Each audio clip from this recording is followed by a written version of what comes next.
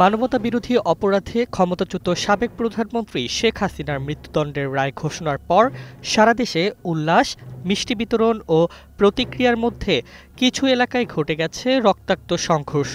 বিশেষ করে বরিশালের বাবুগঞ্জ উপজেলায় মিষ্টি বিতরণকে কেন্দ্র করে ছাত্রদলের অভ্যন্তরীণ দ্বন্দ্বের জেরে ছুরিকাঘাতে এক নেতার মৃত্যু ঘটনাটিকে সবচেয়ে বেশি আলোচনা এনেছে।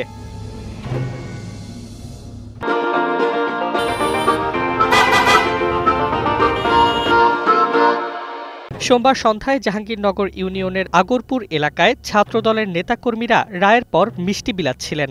দাওয়াত পাওয়া না পাওয়া এবং কে আয়োজনের নেতৃত্ব দেবে এ নিয়ে বাকবিতণ্ডা শুরু হয় দুই পক্ষের মধ্যে।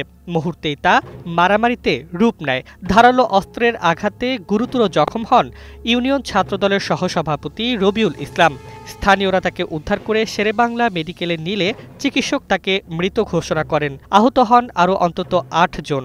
স্থানীয়দের দাবি, স্বেচ্ছাসেবক দলের এক পক্ষের সাথেও সংঘর্ষে উত্তেজনা বাড়ে।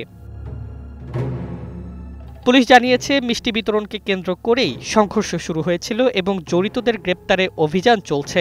ইউনিয়ন পরিষদের চেয়ারম্যানও নিশ্চিত করেছেন, অভ্যন্তরীণ বিরোধী এ হত্যাকাণ্ডের মূল কারণ।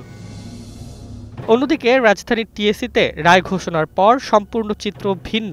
ঢাকা বিশ্ববিদ্যালয়ের শিক্ষার্থীরা বড় পর্দায় রায় দেখার পর উল্লাসে মেতে ওঠেন, মিষ্টি বিতরণ করেন এবং আনন্দ মিছিল বের করেন। এখানে উৎসবের মধ্যেই দিনটি কেটেছে শান্তিপূর্ণভাবে। একই রায়, একদিকে আনন্দ, অন্যদিকে শোক, কোথাও উদযাপন আবার কোথাও প্রাণহানি। ফাঁসির রায়কে ঘিরে সারা দেশে যে বিক্ষিপ্ত প্রতিক্রিয়া দেখা যাচ্ছে তার সবচেয়ে বড় উদাহরণ বাবুগঞ্জের রক্তাক্ত ঘটনা, যা প্রশ্ন তুলেছে রাজনৈতিক উত্তেজনার মধ্যে সহিংসতার সহজ বিস্তার ও সংগঠনের অভ্যন্তরীণ বিরোধের দিকটি।